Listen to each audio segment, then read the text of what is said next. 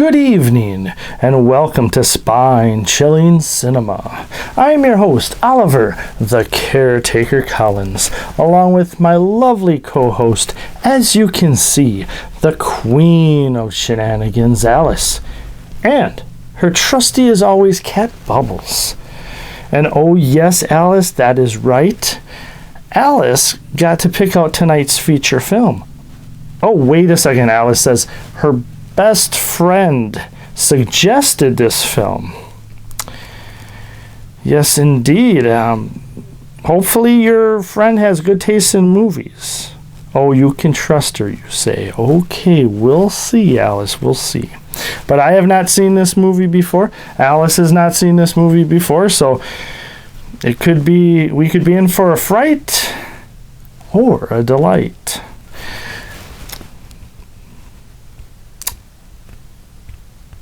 Alice says this one is a horror sci-fi, and what is it called? Mesa of Lost Women. From 1953, huh? And it's a sci-fi film.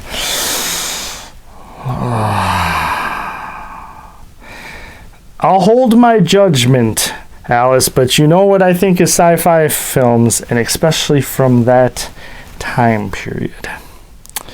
Oh, don't be such a negative Nancy, Alice says. Now she's using all the slang terms. The shenanigans have already started. But before more shenanigans happen, let us get to this film that Alice's best friend recommended. Let's just hope by the end of this film, Alice, she is still your best friend. So without further ado, from 1953, Mesa of Lost Women.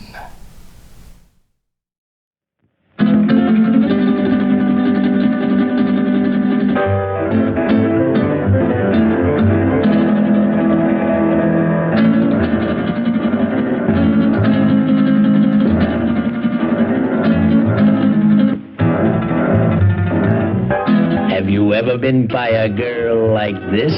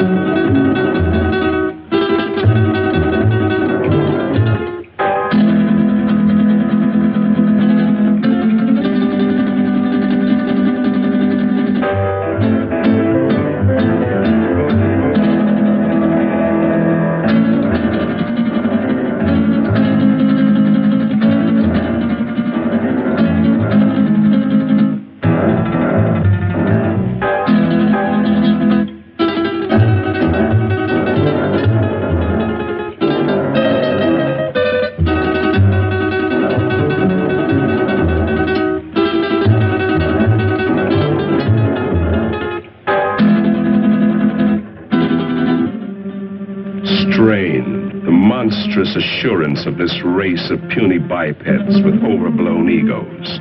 The creature who calls himself man. He believes he owns the earth, and every living thing on it exists only for his benefit. Yet how foolish he is. Consider, even the lowly insect that man trods underfoot outweighs humanity several times, and outnumbers him by countless billions. In the continuing war for survival between man and the hexapods, only an utter fool would bet against the insect. Let a man or woman venture from the well-beaten path of civilization, let him cross the threshold of the limited intellect, and he encounters amazing, wondrous things, the unknown and terrible. If he escapes these weird adventures with his life, he will usually find he left his reason behind him. Perhaps that is what happened to these two souls, lost in the great Mexican desert. But then, ask yourself, Why would anyone trod from the usually well-traveled roads of this modern age, from the luxury of an air-conditioned automobile? It's difficult for our modern world of statistics and electronics to accept miracles. But you could almost call this a miracle, a genuine miracle. Out of hundreds and thousands of square miles of heat and seared wasteland, where the vultures wait for the other vultures to die, an American oil surveyor has chosen to explore this particular terrible corner of the earth, the Muerto Desert, the desert of death. This surveyor can hardly credit his eyes.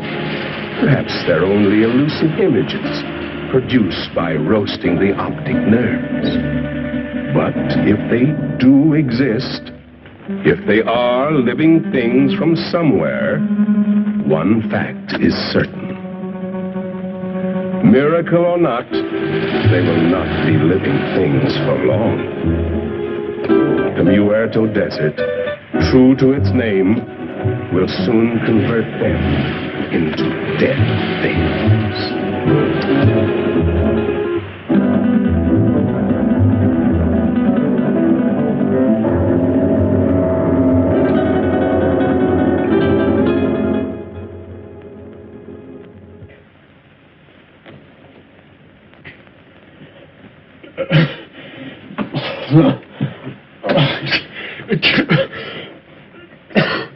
Maybe he's coming out of it then. I doubt it, Doc. Even if they got across that desert alive, the sun's bound to have cooked their brains. It's a miracle to me how Peppy and Frank found them. Well, I better be getting back to work. Beats me how they got there, or what they were doing. That's the most godforsaken spot on Earth. Maybe they're from that missing plane we read about. That plane was headed for Mexico City. Have to be 100 degrees off to land in the Muerto Desert. 100 degrees or not, they had to come from somewhere. Where'd you say you picked them up, Peppy? On the road to Zarpa Mesa, señor médico.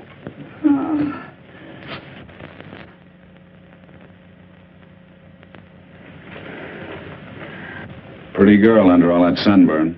She was almost completely dehydrated. I don't know what kept them alive. You're all right, you're safe. You're in an oil company office. Sure. She's in about the same shape you are. She hasn't come out of it yet, but I think you're both going to be all right. Here, try to take this.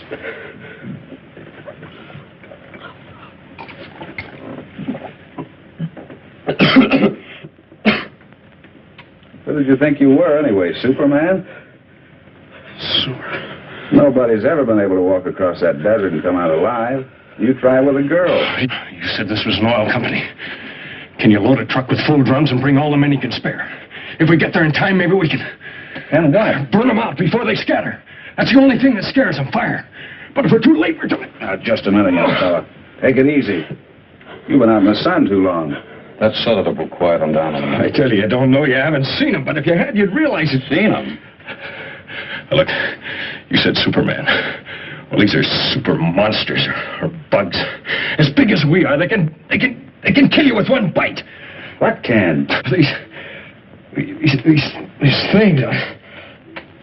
If they scatter before we get there, we... Where do they come from? He's got an underground lab up on Zarpa Mesa. He does something there, gland. Who does? Dr. Aranya. Araña.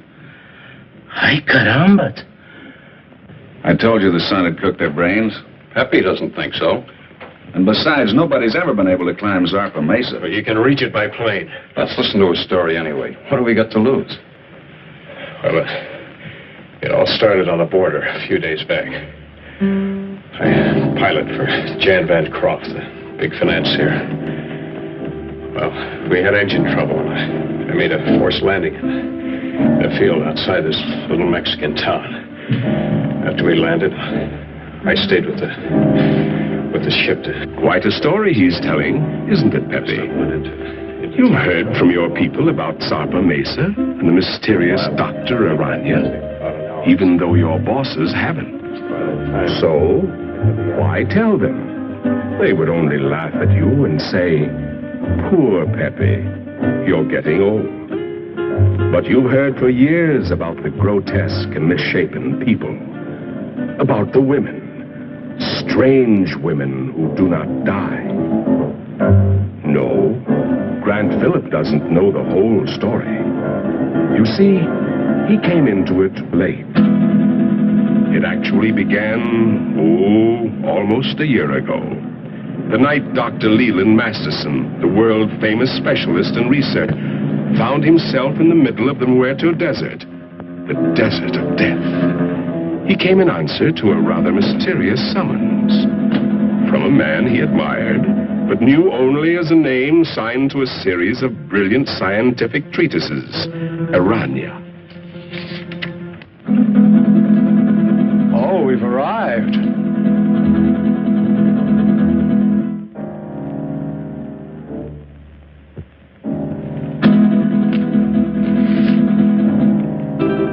Your eyes must be playing tricks on you in this light. Is that what you think, Masterson? What was it you thought you saw?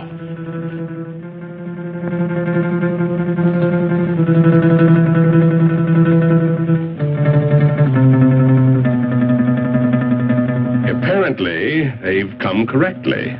But to Masterson, it seems strange. A man with the genius of Aranya building his laboratory on an inaccessible mountaintop in the middle of an uninhabited desert. Why Zarpa Mesa? Why Zarpa Mesa, indeed? A natural question, Doctor, and one that was soon to be answered, though in a way so fantastic and horrible as to make a man of science doubt his senses.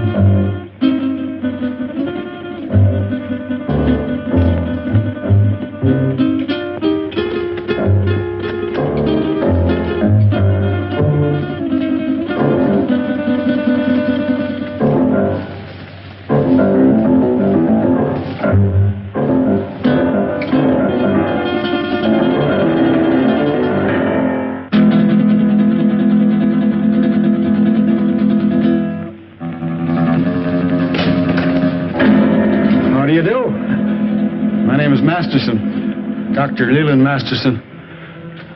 I believe Dr. Aranya is expecting me.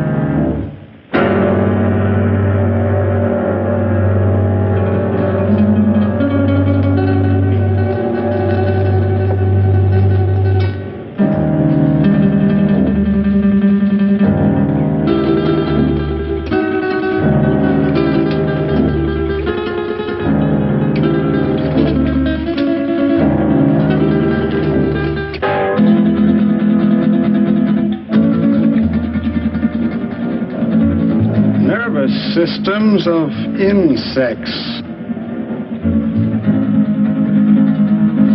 Dr. Masterson?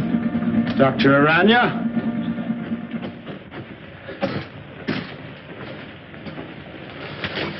I trust your journey was pleasant.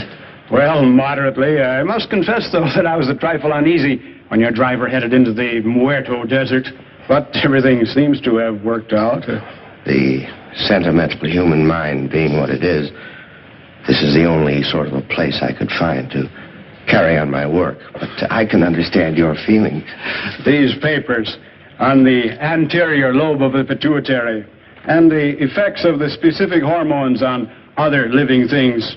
Quite the most remarkable endocrine theories that I've ever read. Well, thank you, Doctor. Coming from the world's foremost organotherapist, a fine compliment. That's why I jumped at the chance to come here. Work with you. Examine your theories. Oh, let us understand one thing, Doctor. These are not theories. Not theories?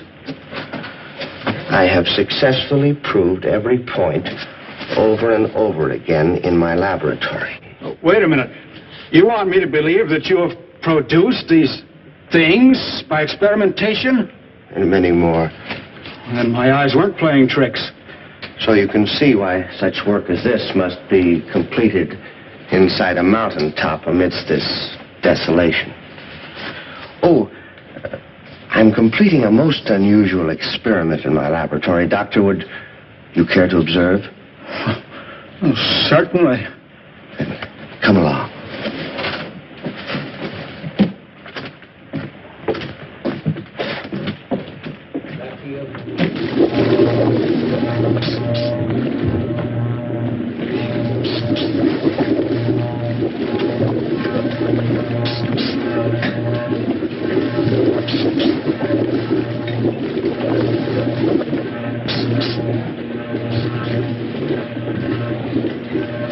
Only a matter of minutes now.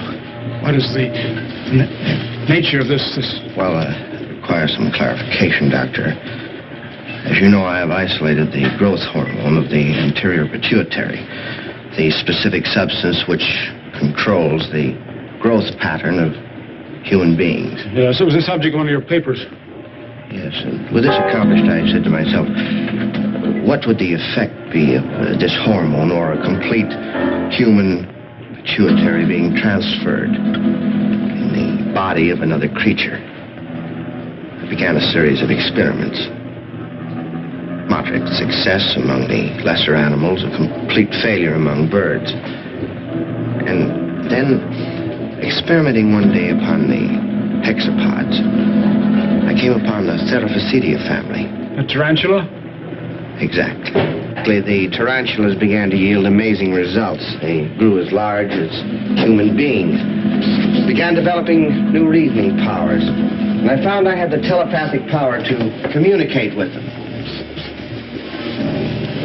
And then I reversed the process, transplanted the control substance of the insect back into the human body.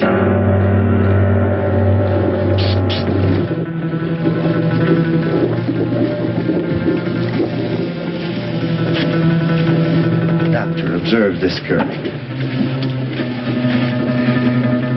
I call her Tarantella. She has human beauty and intelligence, still possesses the capacities and instincts of the giant spider. How do you mean? She has the indestructibility of the insect. If her body became damaged, if she were to lose an arm or a leg, she could grow a new one. I expect Tarantella may survive for hundreds and hundreds of years. And what about males? Well, unfortunately, in the insect world, the male is a puny, unimportant thing. You saw a few of the examples. The dwarfs.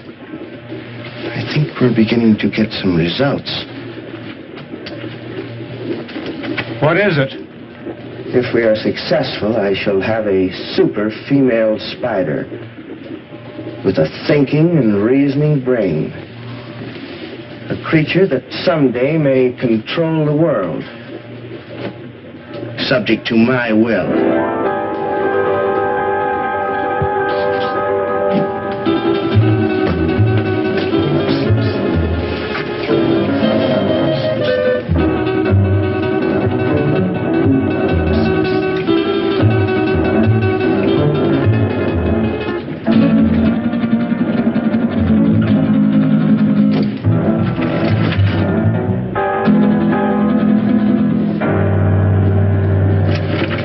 Convinced now, Doctor? I hope you appreciate this opportunity I'm giving you to become a colleague of mine. No. You can't do these things. You're tampering with the work of the Creator. gibberish. You're evil. This place is like... It must be destroyed. You and all foul things that you've made. You made a choice, Doctor. A very poor choice. Of course, you know I cannot let you leave this place. Some way, somehow, I'll find a way to put an end to your ghastly experiments.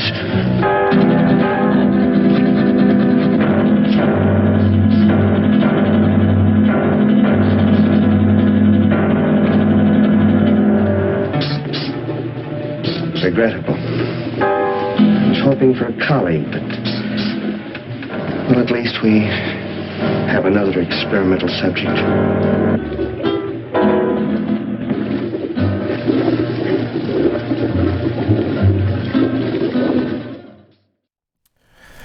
Welcome back. Yes, Alice, I'd have to agree. Alice cannot stand the strumming of the guitar in this film. And I, for one, totally agree. Hopefully we don't have to hear it too much more, Alice. Hopefully.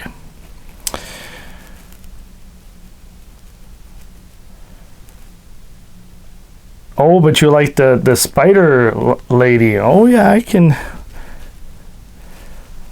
Tarantella, I believe is her name. Yes, yes, yes. She's quite nice. Alice says, get your mind out of the gutter, Caretaker. That's not what I meant by nice. Oh. But yes, this movie also stars Jackie Coogan, which he is the mad scientist, basically, the mad doctor. And it's kind of hard to tell with the glasses and stuff, but he starred as Uncle Fester in the Addams Family from 1964 to 1966, I believe. Yes, indeed. But it's still early, Alice, but I don't think this is going to be a delight. I know it's only about 20 minutes into the film, but I don't know. And you didn't change anything. Smiley's been there the whole time? So you didn't change anything. Why is that? Because you're focused on the movie. Because your best friend picked it and you don't want your best friend to let us down. Well, we'll see. I don't know what everybody out there in TV land thinks of Mesa of Lost Women, but so far, it's not looking that great, Alice. But I'll give it a chance. You know, it's too early. We've had films look horrible, and then in the second half, they make it, you know. So we'll see. We'll see. I mean, this movie can't be as bad as what I think one of the worst films out there, Revolt of the Zombies, which was supposed to be a sequel to White Zombie, which they shouldn't even mention that in the same, because one movie's good, which is White Zombie, and the other one is bleh. But yes, Alice, I am rambling, so we should get back to the film and see if this starts getting some traction, you know, and hopefully that dreaded strumming of the guitar is gone. If they can just get rid of that in the film, it's already a better film. So let's hope that goes away. So without further ado, let us get back to this film. Will it be a fright? Will it be a delight? We shall see, we shall see. From 1953, Mesa of Lost Women.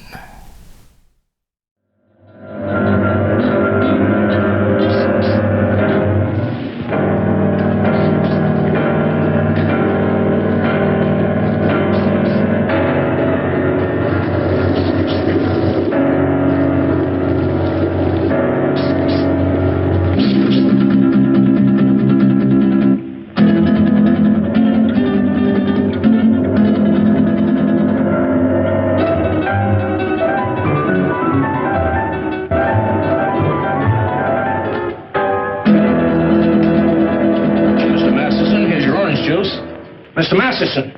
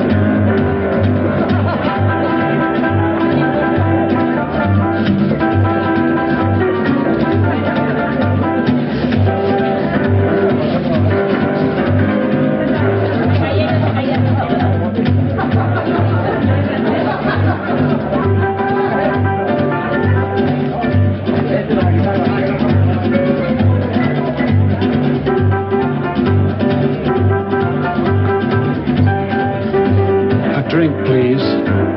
The very best. Scotch. It will do.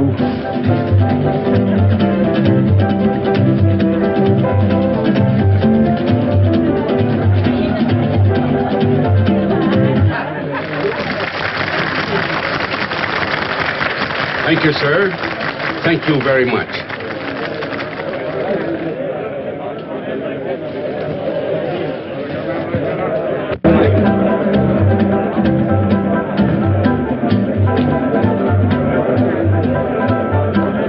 Dump. Well, it isn't exactly the Star Club, I'll admit, but... Senora, senor, the best people in the house. Bueno.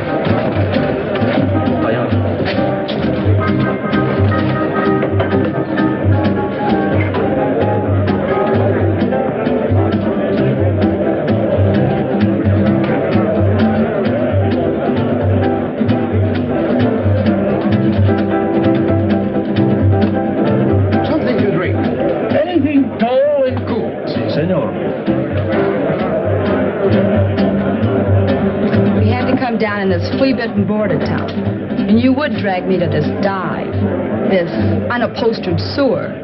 Oh, I find this place rather amusing. Your great Southwest has a certain flavor, no? No. I don't happen to be in the mood for a cook's tour of our great Southwest. If it wasn't for that forced landing, we'd be in Mexico getting married by now. But, my dear, you can't blame me for the motor trouble. Those things will happen to the best of planes. Well, it didn't have to happen on my wedding day. Now you're acting childish, and that's not you. After all, being able to adapt oneself to any situation is the mark of the true sophisticate. I'm sorry. And you're not angry with me? Of course not, Jan.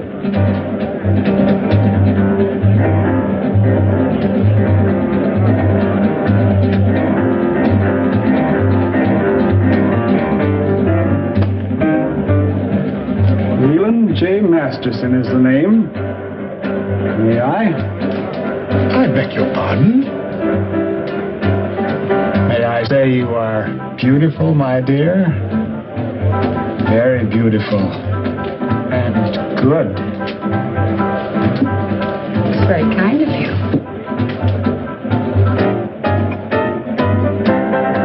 Yes, Moo. The plane is ready, huh? Not for some time. The pilot is having considerable trouble. Spend a small fortune for a plane. Hire the best pilot I can get. And what happens? Well, Wu, what are you waiting for? Get back to the plane. Yes, master.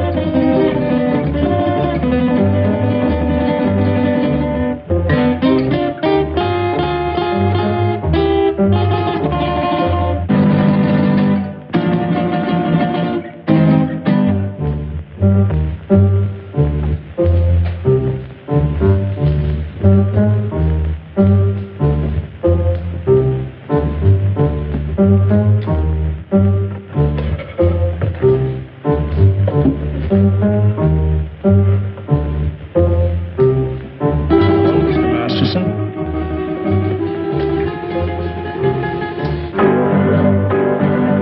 Certainly good to see you.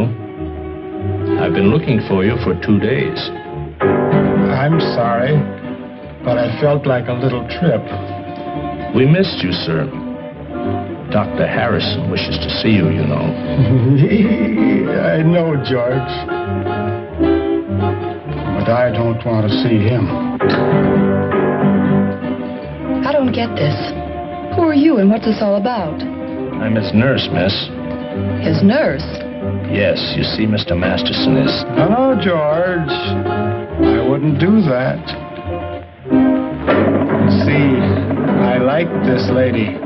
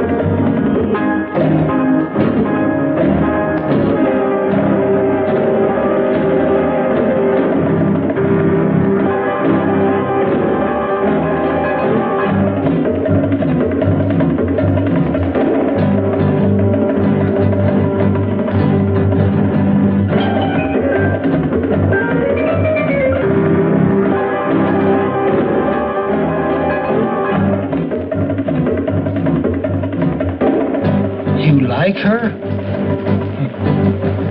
Very much. She's fascinating. As a dancer, of course. I don't like her.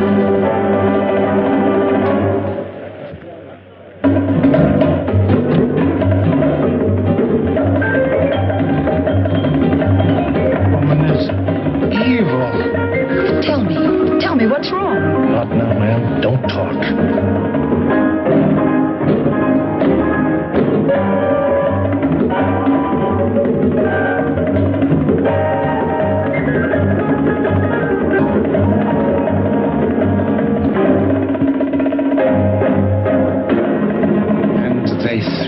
Down, and her blood was sprinkled on the wall, and he trod her underfoot.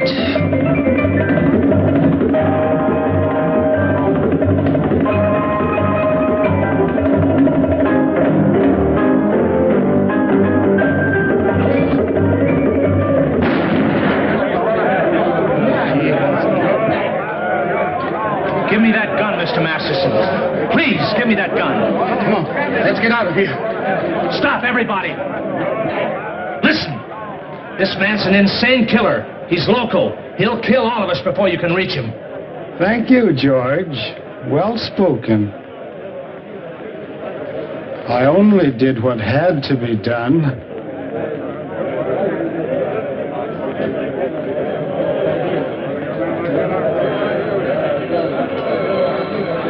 George, don't take another step. This lady is my friend, and nobody shall hurt her. I will kill her first.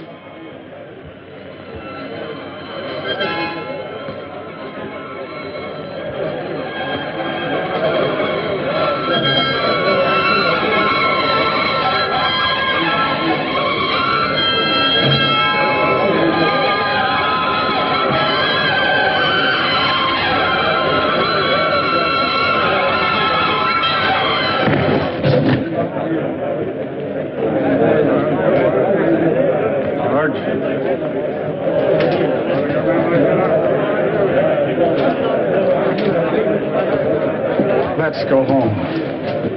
Don't be afraid. I won't let them hurt you.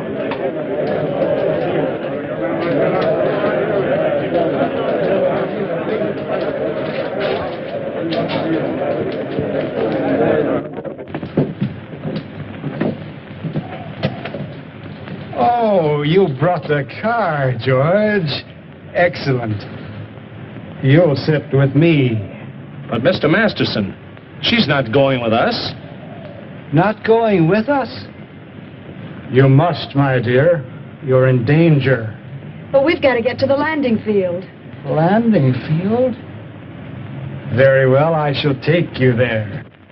Let me talk to the sheriff. Doreen, dear, you sit up here in front. Miss Doreen is going to sit with me, aren't you? Yes. Yes, of course.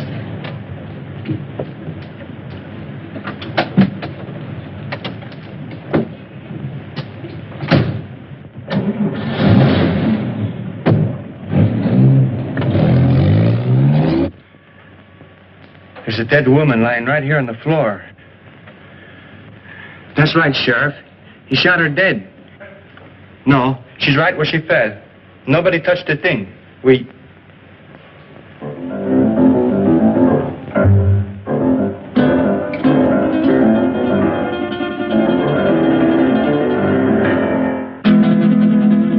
Sheriff, the body just got up and walked out of here.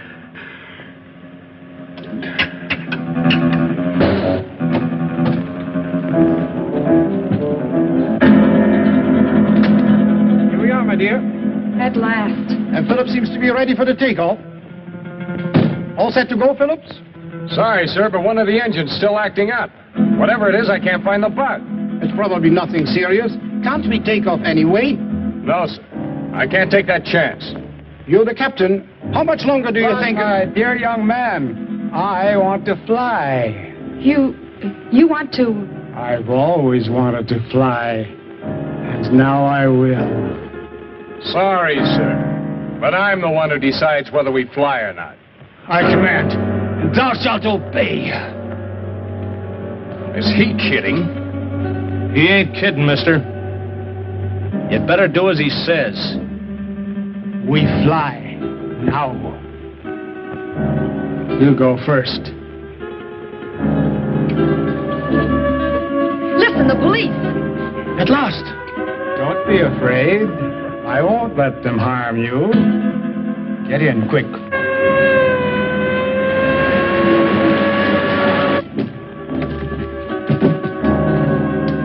Come along, George. Now we will all fly.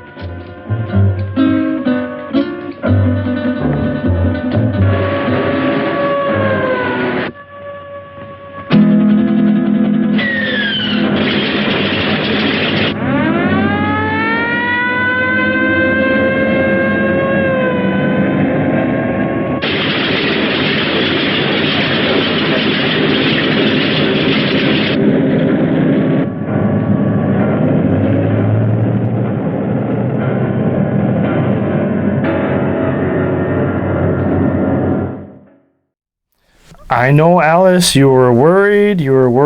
Oh, welcome back. I'm sorry about that. Alice was just really worried that the spider lady was dead. But she came back. Yes. So just chill. I know the guitar music is still in it, Alice. That's part of the reason why I'm not able to fall asleep. Probably would have fell asleep already if it wasn't for that. It's like torture. But yes, now the good doctor is mad and ended up shooting the spider lady, Alice. Oh, I really don't know what's going on in this film, Alice. It's very not too good.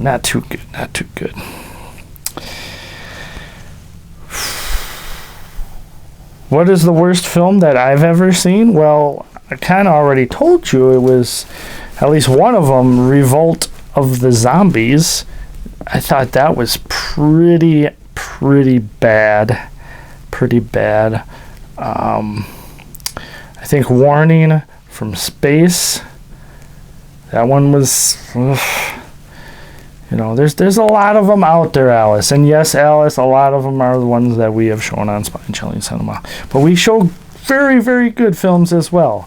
And very great independent films, too, that luckily independent artists out there allow us to show. And we are grateful for that indeed, indeed. But yes, thanks for reminding me, Alice. Spine Chilling Cinema is also on your social networks. Yes, indeed. Yes, indeed. Like a spider web, Alice says. Yes, yes, yes. You can find us on Facebook. Just go to Facebook, do a search, Spine Chilling Cinema, and you'll see a lovely picture of myself with Alice, and I even believe Bubbles photobombed the shot. Alice says, no, you photobombed the shot. Oh, okay. Give us a like. Tell us what you think. Do you want more sci-fi films? Do you want more spooky movies and thrillers and even mysteries? Let us know. We'd love to hear what you have to say. Yes, indeed. Alice says, only say nice things. You can't expect everybody to like everything, Alice. Alice says, what's there not to like? Except for you, Caretaker, she says. Oh, my goodness. With that, let us get back to this movie, Mesa of Lost Women. Well, she's on course. How long do you think it will take us, Phillips? If everything goes all right, about an hour and a half. It's wonderful up here. So close to heaven.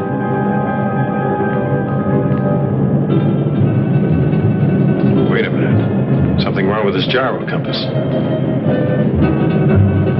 Somebody's fooled with the setting. We've been flying 100 degrees off course.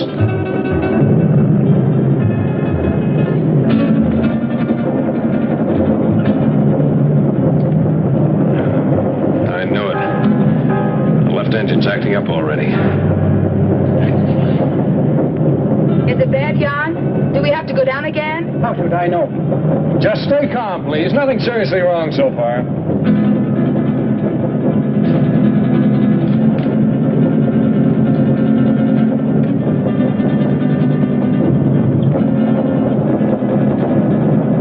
It's getting worse, much worse. I'll have to go down. And fast.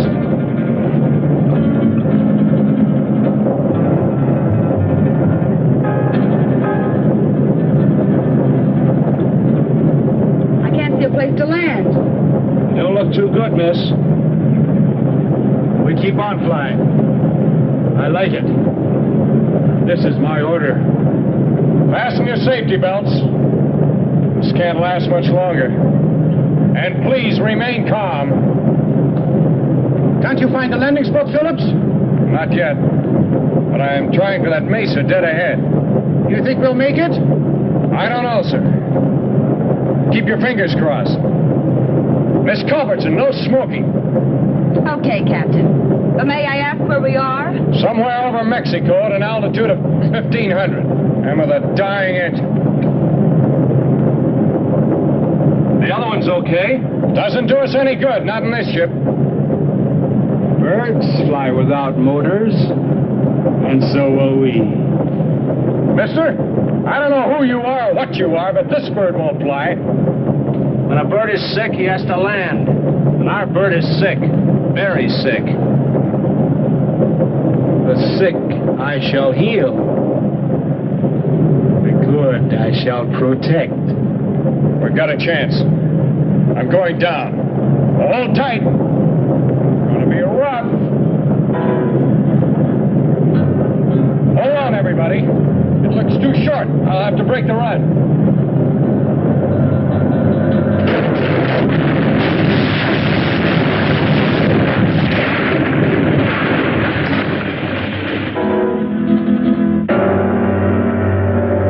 Isn't everything all right? Yes. Yes, I'm all right. Good.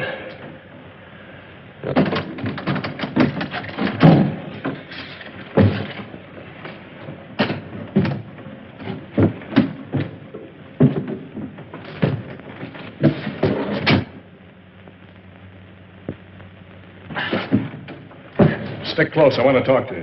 Right.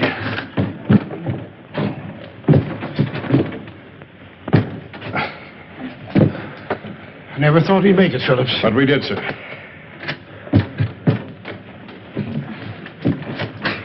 Good girl, Miss Culbertson. Oh, thank you, Captain.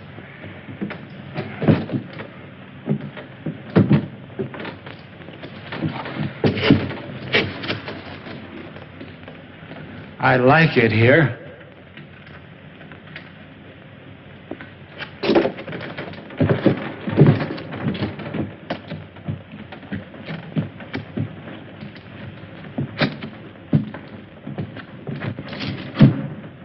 Our voices sound strange up here. Do you hear that? It must be the echo of our voices, my dear, thrown back at us from the forest. 2 days ago, he got away from us. I've been hunting him ever since. I caught up with him in that border dive just before I killed that dancer. I tried, but I couldn't stop him. Why did he kill her? How did he get that gun?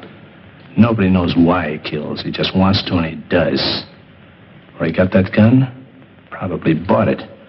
He has lots of money all the time. Doesn't mean a thing to him. Can't we get that gun away from him? I'll try, Captain. You can bet on that. But for the sake of all of us, don't try to rush or force him. Leave it to me. All right.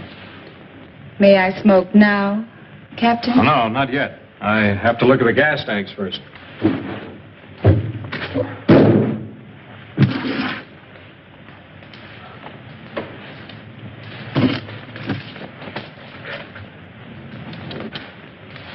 Now, Miss Culbertson, you may smoke. Thank you, Captain. Any idea where we are, Phillips? I think so, sir.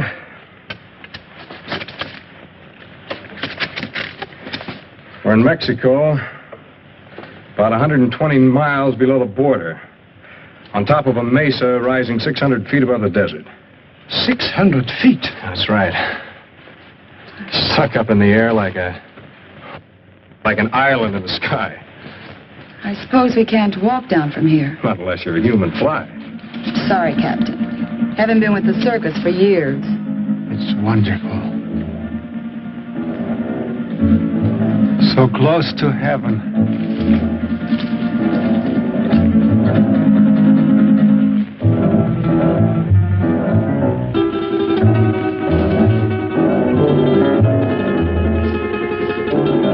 I'd better get that flare. And the flashlight. We'll need some light. Something? I don't like it here. A bit. Well, if they had a nightmare, this is it. Who could be out there? I don't know, Culbertson. Oh, it could be a very natural cause. An old dead branch breaking off or a falling tree. I wouldn't worry too much. Well, here comes Wu. Now we can have a fire. Did you hear that noise out there, Wu? Yes, Master. Who heard? Did you see anything? The curtain of darkness veils the sharpest eyes.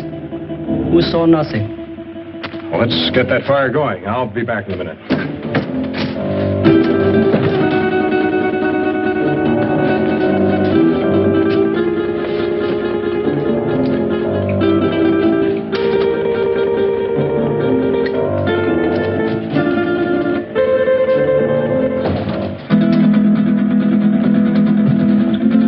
Well, that's better. We have a fire, a flare, and... A drink. Oh, I certainly can use it. Now, this had occurred to me when I saw the bottle. But first, let's get this into the air.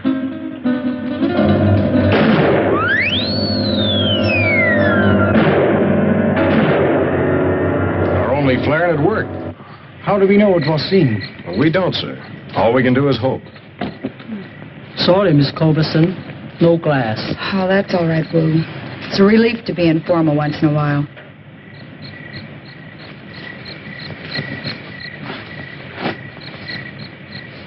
I think I'll eat something. I feel hungry. Shut up, you fool. You were the fool, Jan. Remember his gun? A hungry animal knows no fear. No, thank you. Not brandy just before dinner. Sorry, sir, to disillusion you, but there's no food on this ship. Not even a K ration.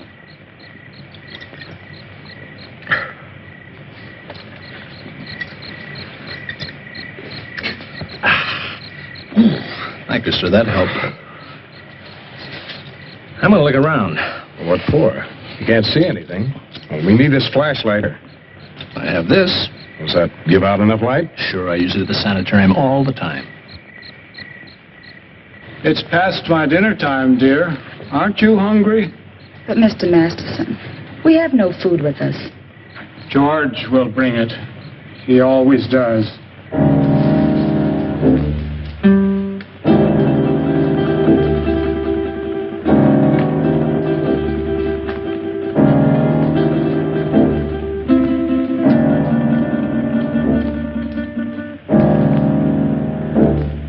If our flare wasn't seen by anyone, how will we get off this mesa? To be honest, sir, I don't know. We can't do anything decisive until daylight.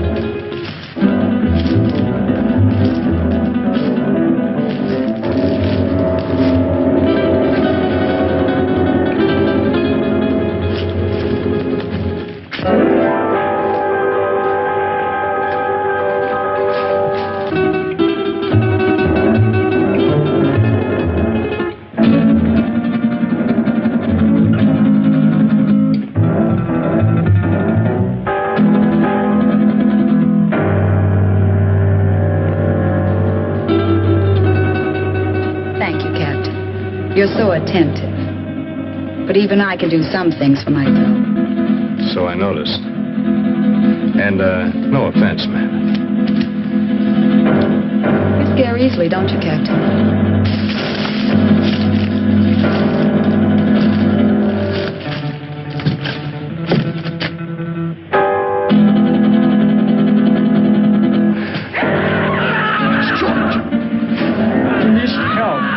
See what happened. Who's right? He doesn't know.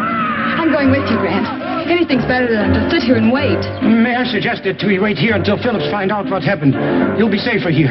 Are you concerned about my safety? George is out there and in trouble. I'll go. Anyone who wants to come along can do so now. I'd like a stroll before dinner. Since you insist, we all go. You come too. Yes, Master. After I put some more wood on the fire.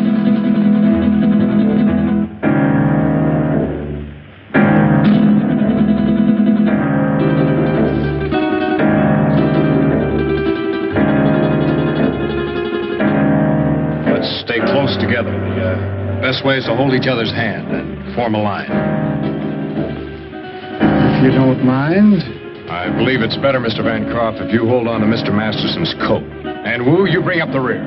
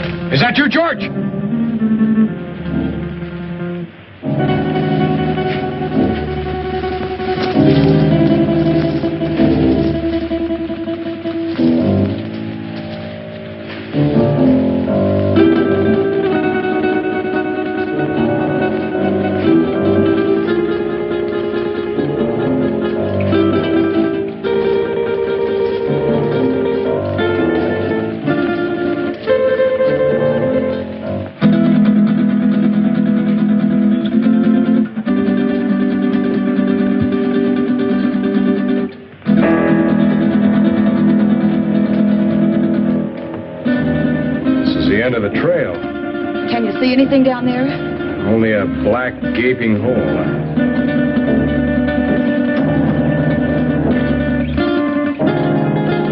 Light won't reach bottom. Hey, you wait here. I'll try this alone. It looks too narrow. One wrong step and we may all go over.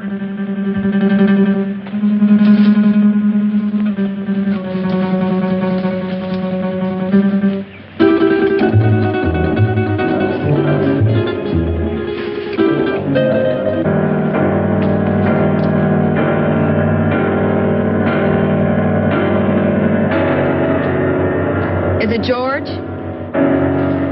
Yeah.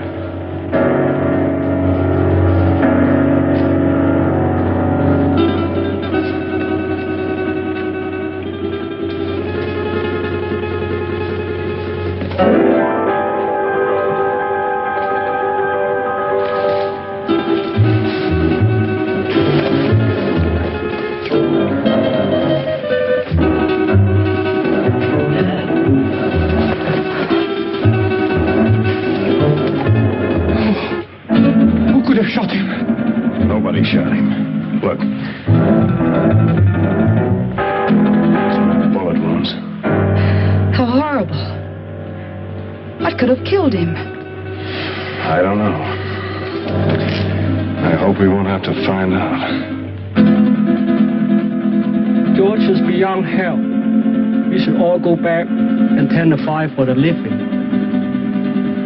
Poor George. Well, it's not a thing we can do for him. I'll stand close to the underbrush. I'll have to get by.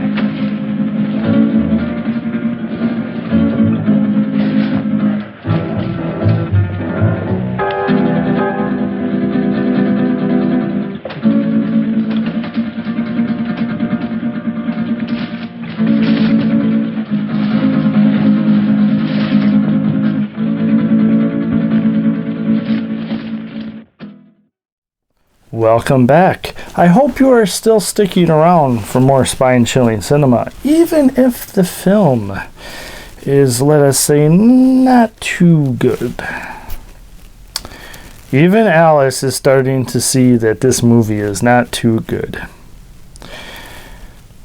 But she still has a little bit of hope because she really doesn't want to have to confront her best friend and tell her how wrong she was about this film. Oh, I'm glad I don't have to be a part of that.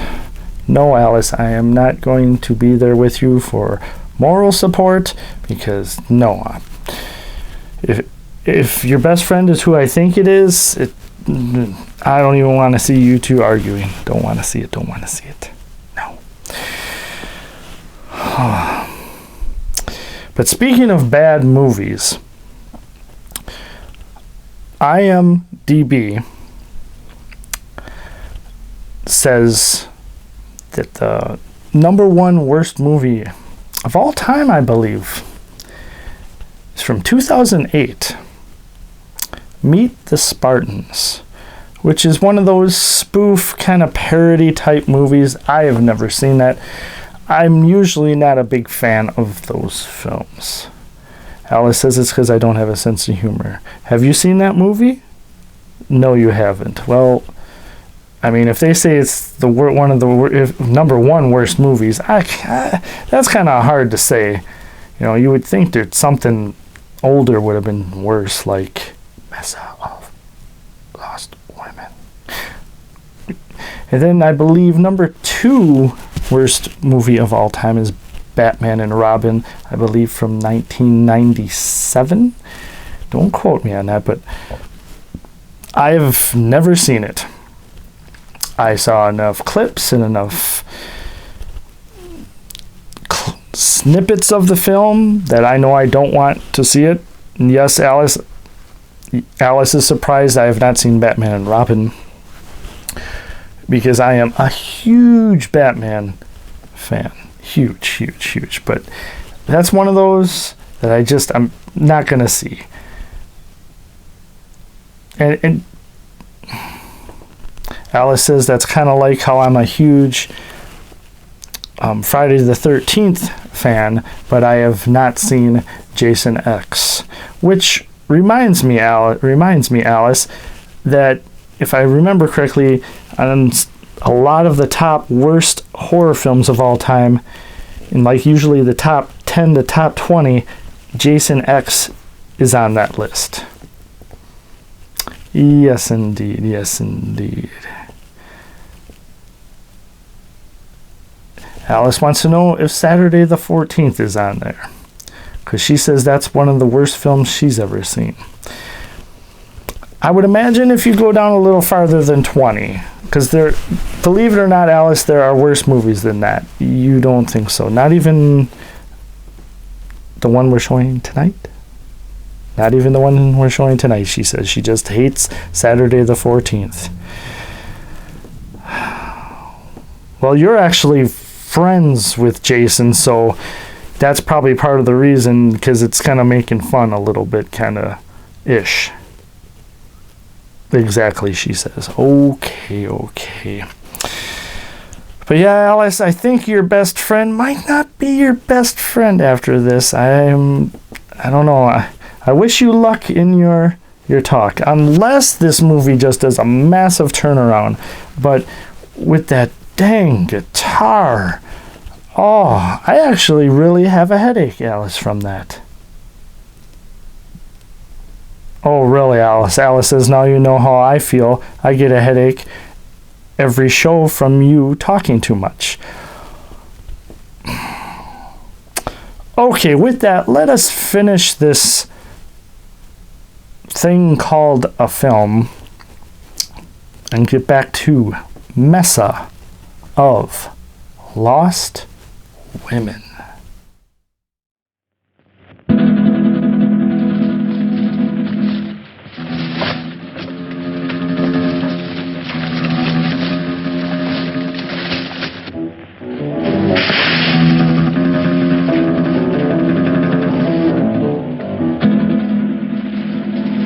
I can't see a thing. That noise is not pulling branches. Something's moving in there.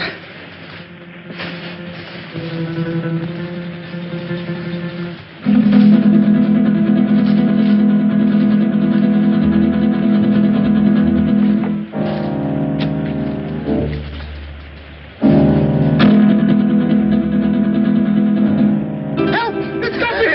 Something got me! Where? Here in my arm. My left arm. It's a nasty scratch, all right, but nothing serious. I'll dress it as soon as we get back to the plane. I'd suggest we all stay away from these thorns.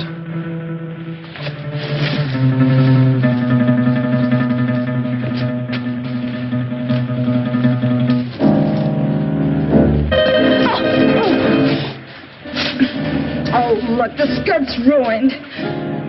So is his heel. You weren't hurt, Miss Culbertson. No, not a bit. Thank you. May we go on now, Phillips? Yes, sir.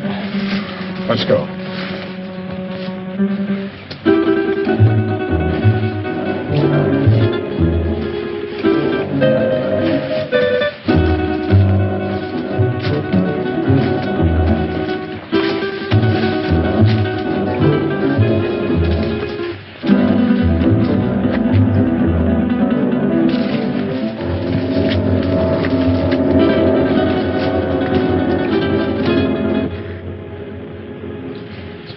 Where's that bottle of yours, Captain?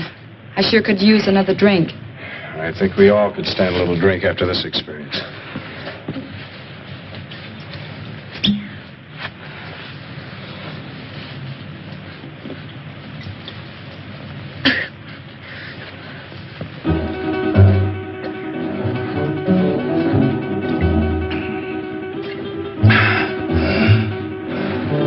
How about you?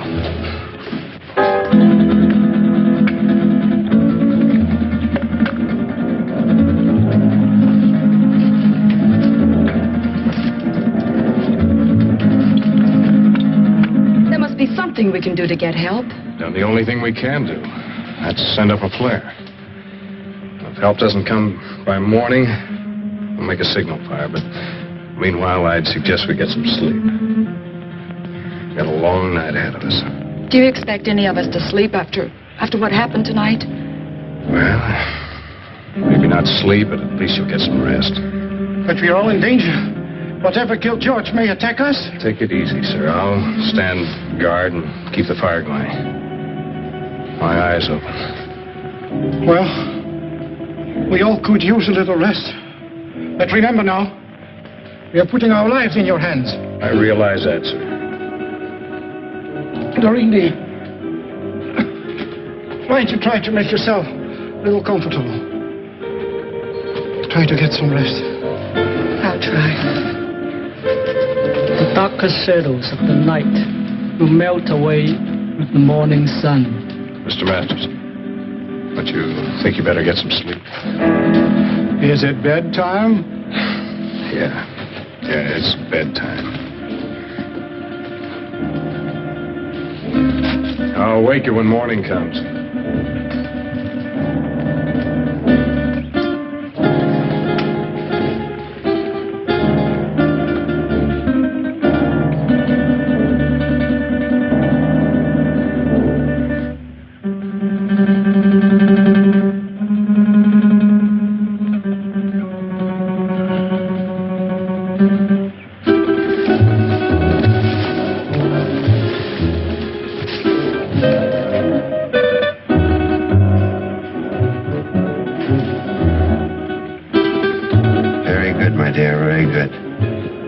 Soon their nerves will break.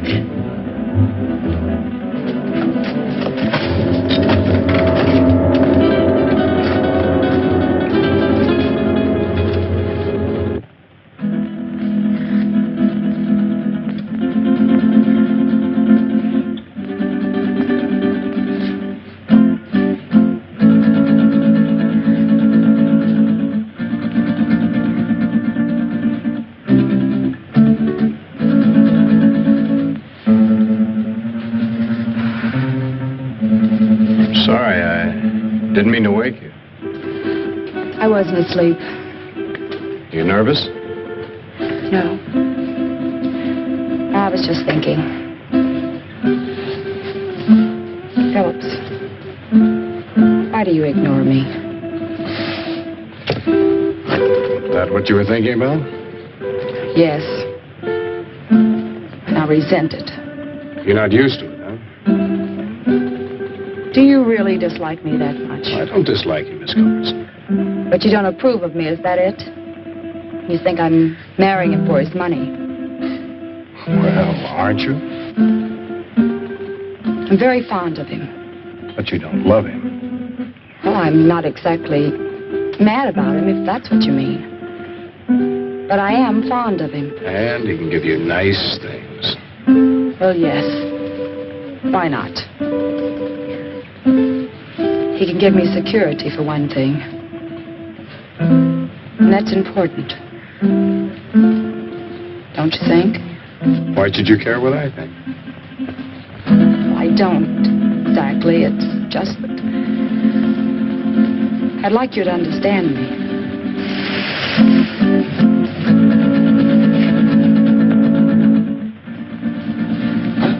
What is it? I thought I heard something.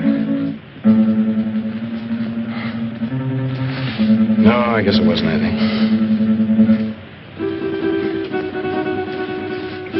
Now, what were you saying? I was saying that I'd like you to understand me. I think I do understand you. Oh, no, you don't. You can't. Oh, yes, I can. I've had my hard knocks, too. I've had to work ever since I was a kid. Some of it wasn't very much fun. Well, I guess it boils down to what you want out of life. What is for you, Grant?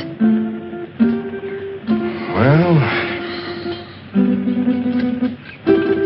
I want a girl who's sincere. Real. Someone who'd stick by me when the chips are down. One who wants me only for what I am, not for what I have. It's a big order, huh?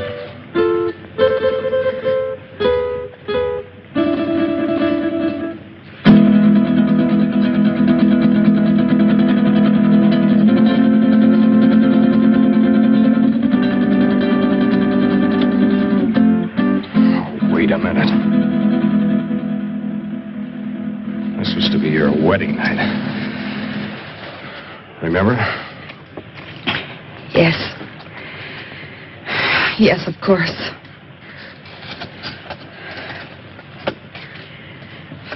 That was a foolish thing to do. This was no imagination. It was there, I saw it. What did you see, dear? Well, I couldn't sleep. Phillips and I were sitting here talking, and there was a noise. I looked up, and I saw some women and little men. They seemed unreal. No offense intended, Miss Culbertson, but I know what strange tricks our minds can play on us. Yes, I know, Phillips, but I'm sure I saw it. Where's your comb, my dear? Comb? Oh, I guess I lost it out there somewhere. But I gave it to you. We must find it. That comb is a valuable heirloom of my family. What do you mean by we? If you think I'm going out there once more, you're crazy. I didn't intend you to go. Who will go and look for it? May I have the light? Oh, don't be a fool! He who serves well will also serve in danger.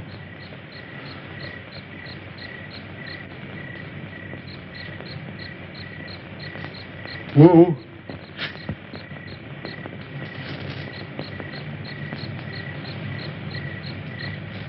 The wanderer in the valley of darkness shall have my guidance and protection. Okay, Wu. If you feel that way about it, I won't stop you. But don't hesitate to use that gun. I hope you know how. There's a day to be born and a day to die.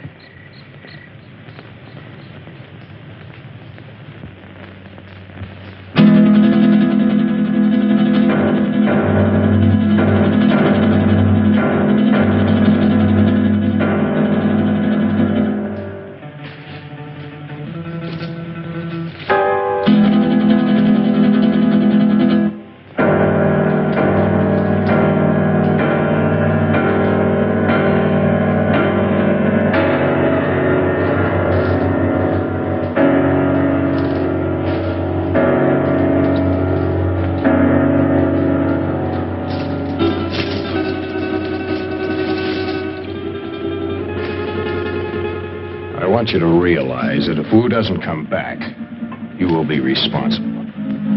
I'll never touch that comb again, even if he finds it. I still have my heirloom. You make me sick. Why did you ever have to leave that crazy house? Blessed be the pure in mind, for they shall find peace. And you are a coward, sir. What? Why are you? You're very brave, aren't you, since Masterson no longer has a gun? Let go of me, or do you want to lose your job? I haven't had the opportunity to tell you yet, but I quit when Wu went out there on your orders.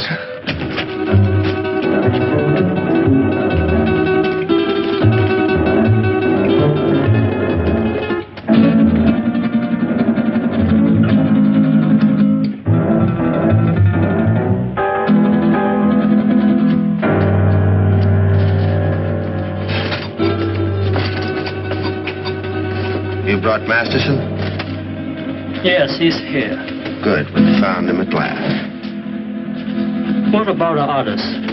Well, I have something in mind for the girl and the pilot. The other I shall dispose of. What's the matter, Wu?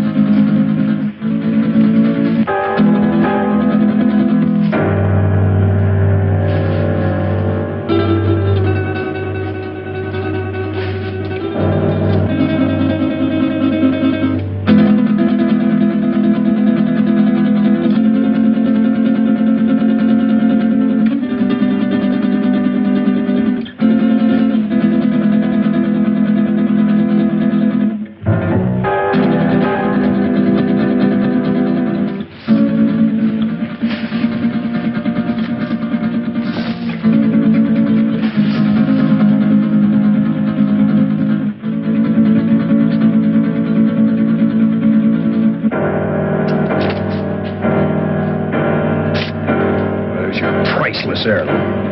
Oh, he's dead. Yeah. You murdered him.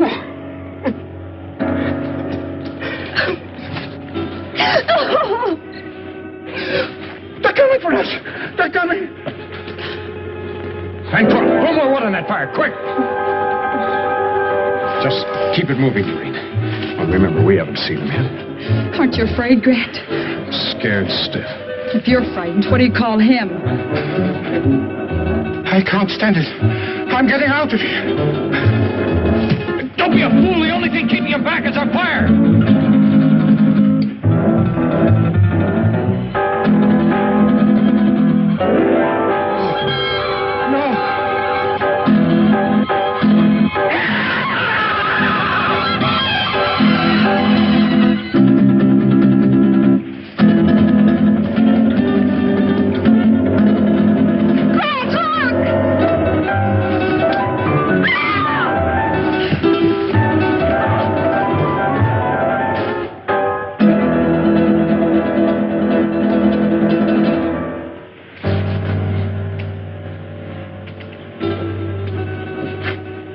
Recover consciousness in a moment or so.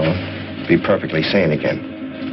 It's unfortunate he left us in such a state before. I understand that he was committed to an asylum, attempted to kill Tarantella. Grant, look. It's the dancer from the cafe. I saw him kill her. Amazing the durability of my creations. Dr. Aranda.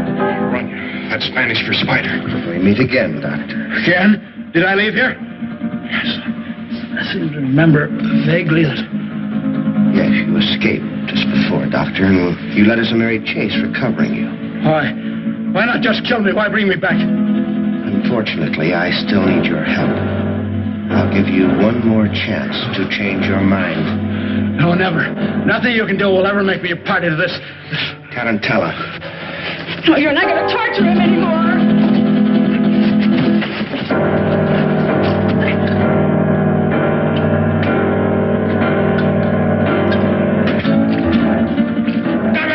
Don't you fool! Fool? I don't think so. Just a few moments, this will explode and destroy you and me and all of your terrible creations. Doctor, you're a man of science. You wouldn't destroy the greatest achievement of science? Scientist, yes, but I'm a human being too, and that's where we differ. You two have got a chance. Through that door, down the corridor in the rock. Hurry! Who is he? What is this place? A brilliant madman.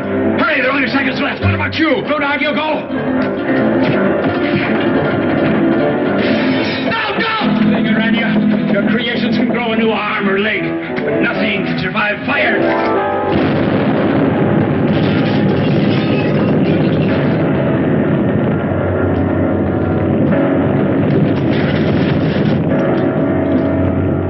I don't know how long we stumbled and staggered across that desert before he found us. Well, that's about the story. Believe it or not. Grant. How do you feel, honey? All right, I guess. I've just been telling them our story. They don't buy it. I think he did. Es verdad. That's the truth. Now, don't worry about it. You're going to be all right in a couple of days. Just a little too much sun on the bare head. If anybody thinks I'm going to load one of my trucks with oil and send it up on top of a mountain to burn a bunch of imaginary spiders. Yes, you're right, Dan. Common sense tells you there isn't anything to his story, doesn't it? Giant spiders on a desert mesa. Fantastic. Pepe is just a superstitious native. True, no one has ever been on Zarpa Mesa, but it's just like any other bit of tableland. Not a thing different about it. Or is there?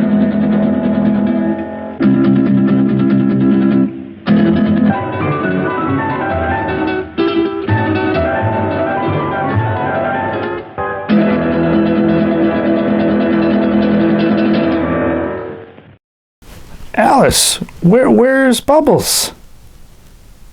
Oh, Bubbles couldn't handle the the guitar strumming anymore and left the building. Well, I wish I could have did that too.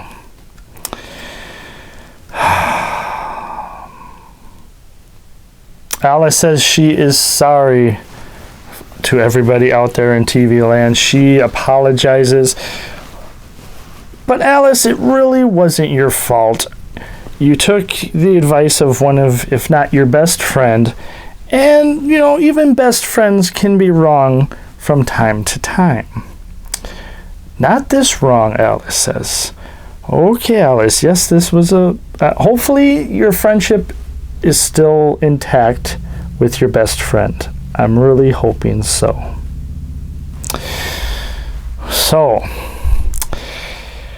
not even going to talk about the ending of the film because it's just... First, Alice,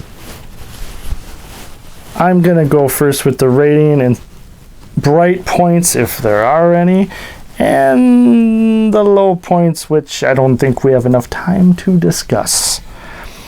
Bright points.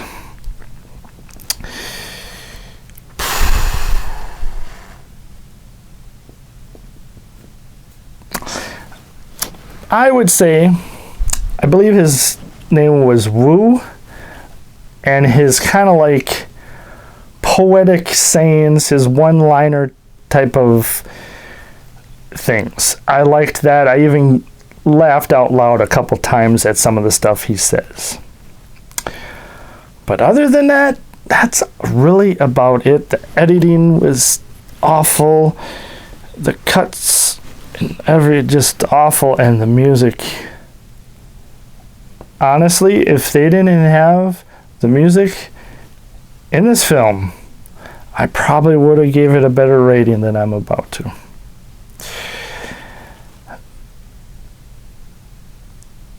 This movie, I'm gonna have to think about it, but I really think it's gonna be worse than Revolt of the Zombies. I still haven't decided that, but I have decided on a ranking.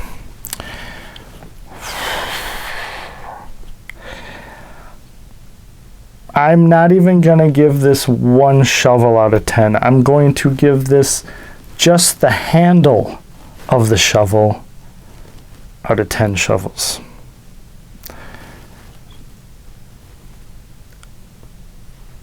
How they even got away with making this film, I have no idea. And hopefully everybody in TV land, if you did watch throughout, we have something at the end of the show that hopefully will get that taste out of your mouth. Alice and her best friend picked out the feature film, but I picked out what we're going to be watching at the end of the show, so hopefully that gets the bad taste out of your mouth. Or if this movie scared you, which I don't think it would scare you. I mean, scary bad, maybe. Yes, Alice, what is your ranking review? You agree with me that the music was horrible, and if it was out, maybe you'd give it a better ranking. You give this film a 3 out of 10 shovels. What? Oh, you like the spider lady, the Tarantella. Okay, I can see that, Alice. I can see that. But that's not enough for me to change my ranking on this film. This film's just awful. But anyways, we have come to the end of the show. Bubbles is gone. Bubbles couldn't handle any more of the film, huh, Alice? Okay. Don't blame him. Smart cat. But we have come to the end of the show. And like I said before, stay tuned. We have a little bit of a thing to show you at the end of the show, so you get that taste out of your mouth. So for myself, Oliver, the Caretaker Collins, And the queen of shenanigans, Alice.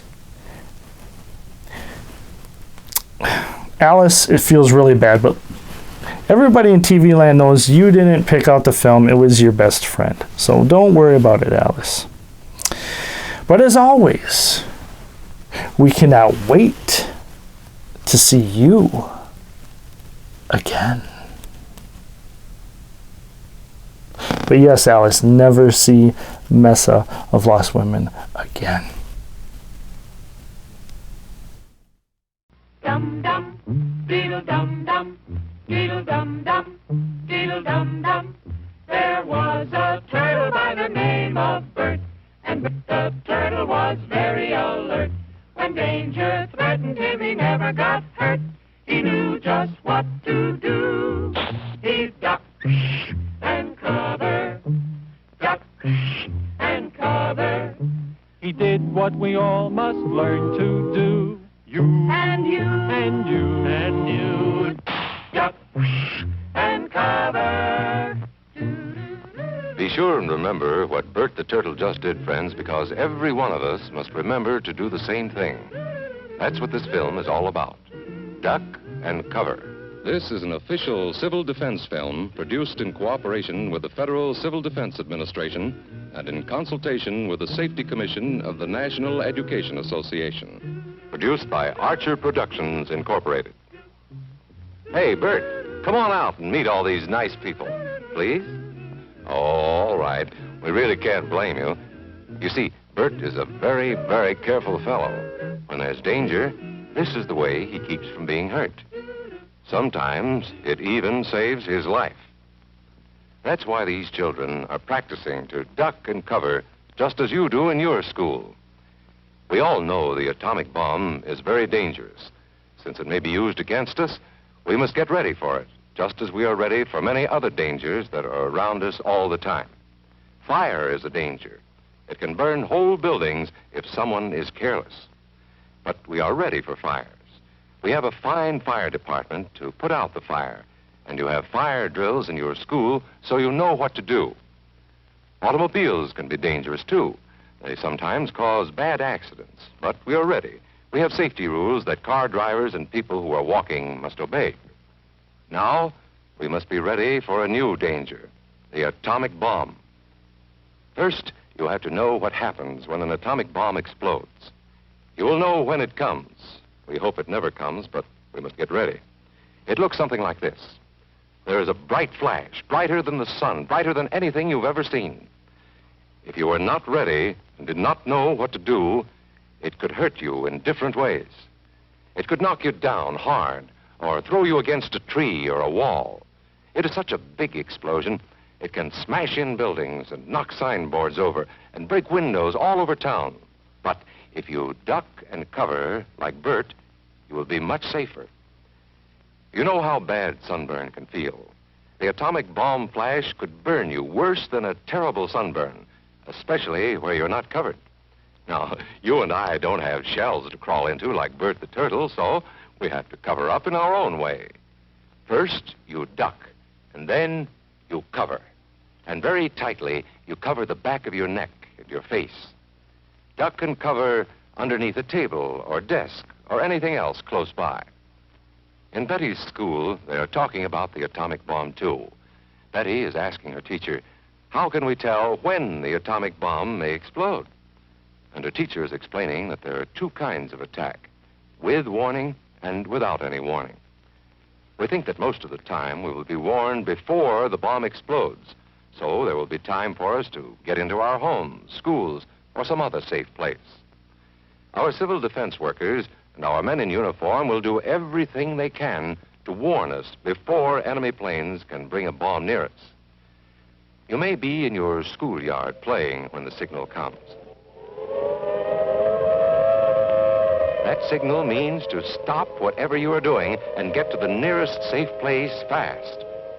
Always remember, the flash of an atomic bomb can come at any time, no matter where you may be. You might be out playing at home when the warning comes. Then be sure to get into the house fast, where your parents have fixed a safe place for you to go. If you are not close to home when you hear the warning, go to the nearest safe cover. Know where you are to go, or ask an older person to help you. You know the places marked with the S sign? They're safe places to go when you hear the alarm.